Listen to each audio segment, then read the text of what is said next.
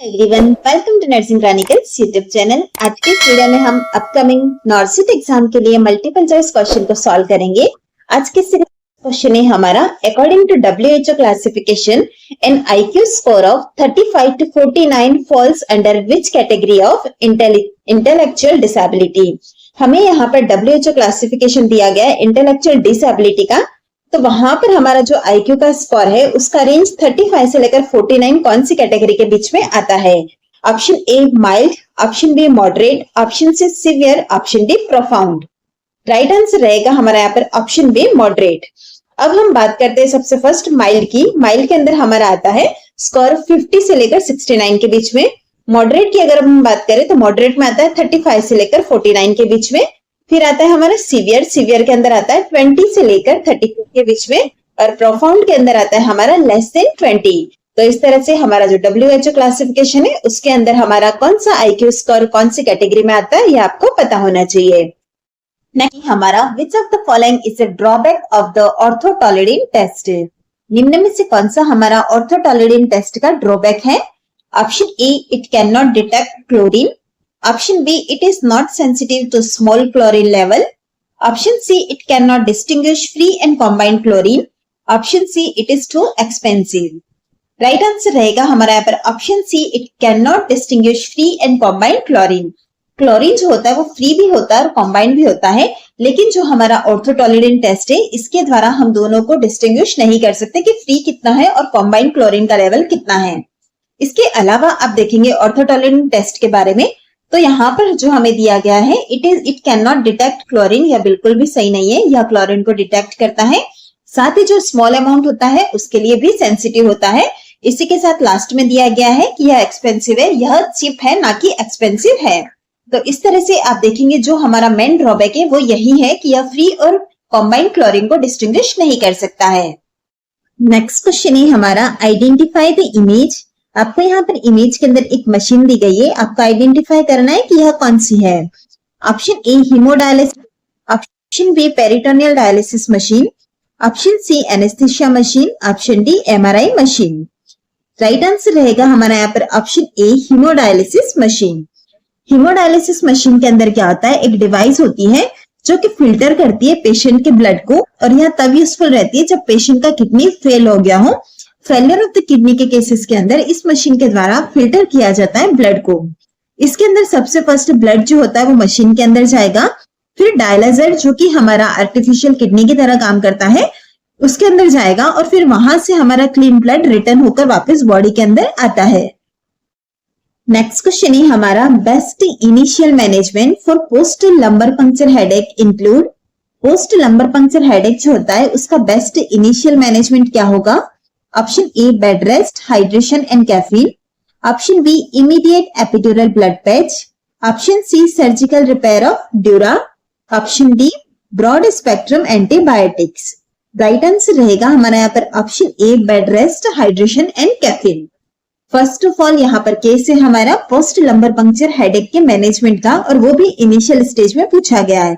Initial stage के अंदर हम कैफीन देते हैं। कैफीन जो होती है वो वासोकॉन्स्ट्रिक्टर की तरह काम करती है, साथ ही हाइड्रेशन और बेड रेस्ट प्रोवाइड करते हैं। नेक्स्ट ऑप्शंस की तरफ बढ़ते हैं, जैसे कि एपिड्यूरल ब्लड पैच, तो यह जो होता है इनिशियली हम नहीं करते, यह बहुत ज्यादा सीवियर केसेस जो होते हैं वहां पर इफेक्टिव रहता है। उसके बाद आप देखेंगे ऑप्शन सी को, सर्जिकल रिपेयर ऑफ ड्यूरा, यह बहुत रेयरली नीडेड होता है, अदरवाइज नहीं होता है। लास्ट है हमारा ब्रॉड स्पेक्ट्रम एंटीबायोटिक, यह इन्फेक्शन जब सस्पेक्टेड रहता है तभी यूजफुल रहती है। नेक्स्ट क्वेश्चन है हमारा, what is the primary reason for encouraging increase fluid intake radio active iodine therapy. Radio active iodine therapy देने के बाद में फ्लूइड इनटेक को इंक्रीज करने का प्राइमरी रीजन क्या है? Option A to maintain blood glucose, option B to prevent constipation, option C to promote elimination of radio active substances, option D to reduce anxiety. Right answer रहेगा हमारे यहाँ पर option C to promote elimination of radio active substances. सबसे first हम यहाँ पर बात करेंगे रेडियो एक्टिव आयोडीन थेरेपी की। यह यूज में कहां पर ली जाती है? हाइपरथायरॉयडिज्म या फिर थायराइड कैंसर का ट्रीटमेंट होता है तो उसके अंदर यूज में लेते हैं।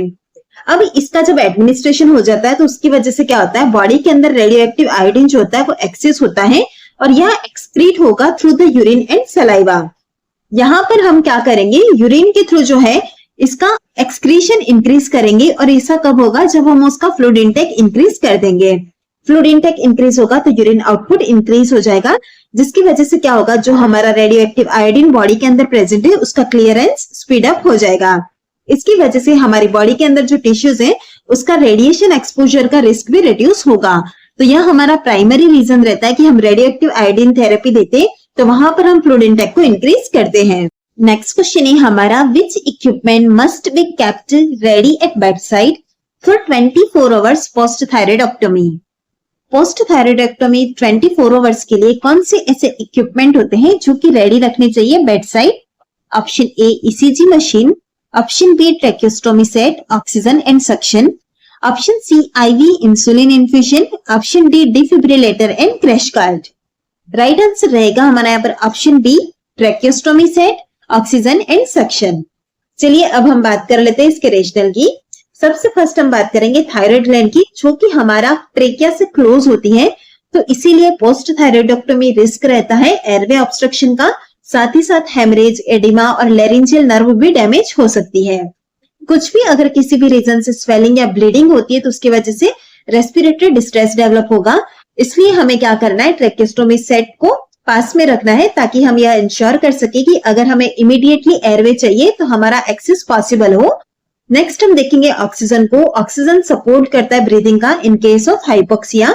और फिर आता है हमारा सक्शन। सक्शन के द्वारा हम क्या करते हैं, सिक्रेशंस को क्लियर कर सकते हैं, ब्लड क्लॉट को क्लियर कर सकते हैं, जिसकी वजह से हमारा एस्पिरेशन का रिस्क जो होता है वो प्रिवेंट होता है। तो इस तरह से आप देख सकते हैं यहाँ पर ऑप्शन बी जो कि हमारा राइट आंसर है। Tracheostomy set, oxygen and suction जो होगी वो हमारे यहाँ पर प्रायोरिटी रहेगी for the life saving measure. Next question है, which of the following medications is stopped 2 to 3 days prior to bypass surgery. Bypass surgery से पहले 2 से 3 दिन पहले कौन सी ऐसी मेडिकेशन है जिसे कि स्टॉप करना होता है? Option A aspirin, option B metformin, option C diuretics, option D antacids. Right answer है हमारा यहाँ पर ऑप्शन सी डायूरेटिक्स। अब हम बात करते हैं यहाँ पर कौन सी मेडिसिन होती है जिन्हें कि हमें सर्जरी से पहले कब स्टॉप करना होता है। सबसे पहले बात करेंगे हम एस्पिरिन की। एस्पिरिन जो होती है उसे 1 week बिफोर सर्जरी स्टॉप होता है। नेक्स्ट हम बात करते हैं मेटफॉर्मिन की। Metformin 24 hours before surgery stop की जाती है। उसके बाद आएगा हमारा डायूरेटिक्स, जैसा कि हमें क्वेश्चन के अंदर भी पूछा गया है। डायूरेटिक्स का जो यूज है वो 2 to 3 days before surgery stop किया जाता है। और फिर आता है एंटासिड। एंटासिड का यूज जो होता है वो एसिड रिफ्लक्स को मैनेज करने के लिए किया जाता है। जब तक कोई स्पेसिफिक कॉन्ट्राइंडिकेशन नहीं हो तब इसे स्टॉप करने की जरूरत नहीं होती है। नेक्स्ट क्वेश्चन रहेगा हमारा, what position should the client be kept in after parathyroidectomy to prevent laryngeal oedema. Parathyroidectomy के बाद में लेरिंजियल एडिमा को प्रिवेंट करने के लिए कौन सी पोजीशन देनी चाहिए? Option A semi Fowler position, option B prone position, option C supine with head flat, option D Trendelenburg position. Right answer रहेगा हमारा यहाँ पर option A semi Fowler position. Semi Fowler position में जो हेड ऑफ द बेड होता है वो 30 से लेकर 35 डिग्री तक एलिवेट होता है। हम यहाँ पर इस पोजीशन को इसलिए देते हैं क्योंकि यह प्रमोट करता है Venus drainage from the neck. इसी के साथ ही जो हमारा ऑपरेटिव साइट है वहां पर एडिमा फॉर्मेशन को रिड्यूस करता है। इसलिए हम सेमीफाउलर पोजीशन देते हैं ताकि लेरिंजियल एडिमा को प्रिवेंट कर सके, क्योंकि लेरिंजियल एडिमा होगा तो उसकी वजह से हमारा एयरवे जो है वो ऑब्स्ट्रक्ट हो सकता है। इसीलिए अगर हमने सेमीफाउलर पोजीशन दिया तो वहां पर हमारा एडिमा का रिस्क कम रहेगा, ब्रीदिंग इजी रहेगा। इसी के साथ ही जो हमारे सर्जिकल इंसिजन से वहां पर टेंशन डिक्रीज होगा। नेक्स्ट क्वेश्चन रहेगा हमारा, which test is used to measure free and combined residual chlorine separately. कौन सा ऐसा टेस्ट है जिसका यूज किया जाता है फ्री और कॉम्बाइंड रेजिडुअल क्लोरीन को सेपरेटली मेजर करने के लिए? Option A orthotolidine test, option B orthotolidine arsenite test, option C EDTA titration test, option D स्पेट एनएस टेस्ट। राइट आंसर रहेगा हमारा यहाँ पर ऑप्शन बी। अगर हम बात करते हैं फ्री रेजिडुअल क्लोरीन और कॉम्बाइंड रेजिडुअल क्लोरीन को सेपरेटली मेजर करना हो तो उसके लिए जो टेस्ट होता है उसका नाम है ऑर्थोटोलिडीन आर्सेनाइड यानी कि ओटीए टेस्ट किया जाता है। चलिए अब हम बात कर लेते हैं दूसरे टेस्ट के बारे में भी। सबसे फर्स्ट ऑप्शन ए में आप देख सकते हैं जिसके अंदर ऑर्थोटोलिडीन टेस्ट दिया है। इसके अंदर हम टोटल क्लोरीन कितना होता है उससे मेजर कर सकते हैं, फ्री और कॉम्बाइंड को अलग अलग नहीं कर सकते हैं। उसके बाद आएगा हमारा EDTA टाइट्रेशन। इसके अंदर हम हार्डनेस को मेजर करते हैं, ना कि क्लोरीन के लेवल को। और फिर लास्ट है हमारा ऑप्शन डी, जिसे कि हम स्पेड NS टेस्ट बोलते हैं। इसके द्वारा हम फ्लोराइड को मेजर करते हैं, ना कि क्लोरीन को। तो इस तरह से आप देख सकते हैं क्लोरीन को मेजर करने के 2 टेस्ट है। उसमें भी अगर हमें सेपरेटली मेजर करना हो तो आप कौन सा टेस्ट करेंगे? ऑर्थोटोलेडिन आर्सेनाइड टेस्ट को। नेक्स्ट क्वेश्चन रहेगा हमारा, what should the nurse instruct the client to avoid during post operative recovery after adenoidectomy. यहाँ पर after adenoidectomy post operative recovery के दौरान कौन सा ऐसा इंस्ट्रक्शन होगा जो कि क्लाइंट को अवॉइड करने के लिए कहते हैं? Option A, talking slowly.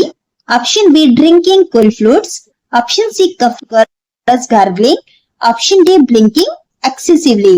Right answer रहेगा हमारा यहाँ पर option C, coughing and vigorous gargling. यह दोनों ही एक्टिविटी ऐसी है जिसकी वजह से मैकेनिकल इरिटेशन इंक्रीज होगा एट द सर्जिकल साइट, जिसकी वजह से हमारा जो पोस्ट ऑपरेटिव हेमरेज का रिस्क है वो ज्यादा इंक्रीज होगा और यह हमारा एक सीरियस कॉम्प्लिकेशन है। इसीलिए हमेशा हमें पोस्ट ऑपरेटिवली एडवाइस करना है to avoid coughing, clearing the throat और गार्गलिंग फोर्सफुली। नेक्स्ट क्वेश्चन रहेगा हमारा, what is the purpose of giving mydriatics and cycloplegics before cataract surgery. Cataract surgery से पहले माइड्रिएटिक्स और साइक्लोप्लेजिक देने का पर्पस क्या होता है? Option A, to dilate the pupil and relax the lens muscles. Option B, to reduce eye infection. Option C, to lower blood pressure. Option D, to improve sleep. Right answer है हमारा यहाँ पर option A, to dilate the pupil and relax the lens muscle. सबसे first आप देखेंगे माइड्रिएटिक्स के बारे में। माइड्रिएटिक्स का एग्जाम्पल है हमारा ट्रोपिकामाइड। इसका यूज किया जाता है प्यूपिल्स को डायलेट करने के लिए। नेक्स्ट है हमारा साइक्लोप्लेजिक। साइक्लोप्लेजिक के एग्जाम्पल में आप देखेंगे एट्रोपिन को। एट्रोपिन क्या करेगा? पैरालाइसिस करता है सिलियरी मसल को, साथ ही साथ एकोमोडेशन को प्रिवेंट करता है और लेंस जो होता है उसे भी रिलैक्स करता है। अब बात आती है कि कैटरेक्ट सर्जरी को देने का पर्पस क्या है। फर्स्ट ऑफ ऑल तो यह हमें वाइडर सर्जिकल फील्ड प्रोवाइड करते हैं और दूसरा, ड्यूरिंग सर्जरी जो प्यूपिल्स का कॉन्स्ट्रिक्शन होता है वो भी प्रिवेंट किया जाता है। इसीलिए हमेशा आपने देखा होगा कैटरेक्ट सर्जरी से पहले माइड्रिएटिक्स और साइक्लोप्लेजिक मेडिसिन आई ड्रॉप्स दी जाती है। नेक्स्ट क्वेश्चन है हमारा, after a bilateral adrenalectomy what is the most essential life long medical requirement. Bilateral adrenalectomy करवाने के बाद में निम्न में से कौन सी इसेंशियल लाइफ लॉन्ग मेडिकल की रिक्वायरमेंट होती है? Option A, iron supplements. Option B, corticosteroid therapy. Option C, anti hypertensives. Option D, antibiotics. Right answer रहेगा हमारा यहाँ पर ऑप्शन बी, कॉर्टिकोस्टेरॉइड थेरेपी। सबसे फर्स्ट आप देखेंगे ऑप्शन ए को, जिसके अंदर दिया गया आयरन सप्लीमेंट। आयरन सप्लीमेंट जो होता है वो एनीमिया के केस के अंदर यूजफुल रहता है। नेक्स्ट आप देखेंगे कॉर्टिकोस्टेरॉइड थेरेपी, जो कि हमारा राइट आंसर है। एड्रिनल ग्लैंड जो होती है वो प्रोड्यूस करती है इसेंशियल स्टेरॉइड हार्मोन को, कॉर्टिसोल, एल्डोस्टेरॉन, एंड्रोजन्स एक्सेट्रा को। हमने अगर बाइलेटरल एड्रिनलेक्टोमी किया है तो इसमें क्या होगा, हमारे जो ये हार्मोन्स है वो प्रोड्यूस नहीं होंगे, इसीलिए life long corticosteroid replacement therapy दी जाती है। नेक्स्ट आप देखेंगे एंटी हाइपरटेंसिव। एंटी हाइपरटेंसिव का रोल जो होता है हाइपरटेंशन के अंदर होता है। बात करें एंटीबायोटिक्स की, एंटीबायोटिक शॉर्ट ड्यूरेशन के लिए दी जाती है आफ्टर सर्जरी, बट यह लाइफ लॉन्ग नहीं चलती है। क्योंकि हमें यहाँ पर लाइफ लॉन्ग पूछा गया तो राइट आंसर हमारा कॉर्टिकोस्टेरॉइड थेरेपी रहेगा।